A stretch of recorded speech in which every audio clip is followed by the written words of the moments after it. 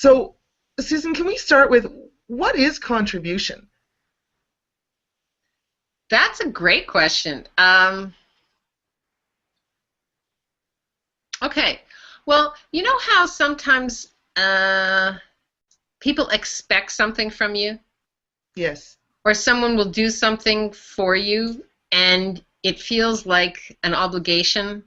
There's a stick to it. Either there's a payback required or there's a responsibility required, or there's I would say more than not, there's a judgment in there, right?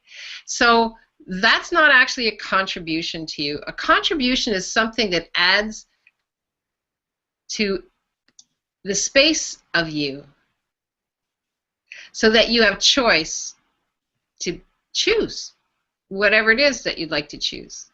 So, so for instance, I just made lunch for Ricky and myself, and he sees me working, and he's working as well, and he got up and he just quietly put the dishes in the sink and washed the dishes. That's a contribution to who we be, because he's aware enough to see what's required, and without being asked, without asking me, he gets an awareness of the space that I'm in and awareness of what would contribute to that space. So that's a contribution. Thank and you. My saying, hey, thanks so much for doing the dishes, is a contribution to who he be's and the awareness of what else is possible. So contribution is also something that adds to itself. So you know the sense when you're contributing to someone.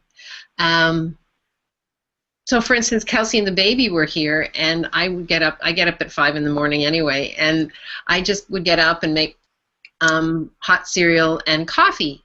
And I don't drink coffee, and the hot cereal was for the baby, and it was just there. Should she choose it or not? It didn't have a point of view. And I made the coffee and hot cereal for you, and what do you mean you're not going to drink it? It's more like it's here. If this adds to your life and living, please enjoy. And if it doesn't, it's okay. Does that make sense?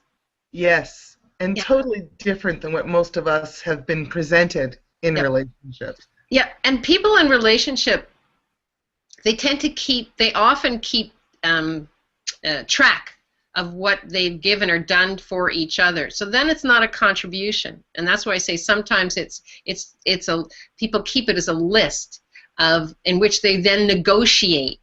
Well, I gave up this for you, or I did this for you, or you didn't do this for me, so I don't have to do that for you, or you weren't this for me when I wanted you to be this for me. So you see how it kind of like takes it out of the realm of the space of possibilities and puts it into form, structure, significance.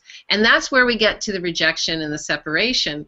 When we've decided that we're doing something for someone rather than just being who we be and continue to be who you be. And what if just who you be was a contribution, just by being the energy of you. What else is possible?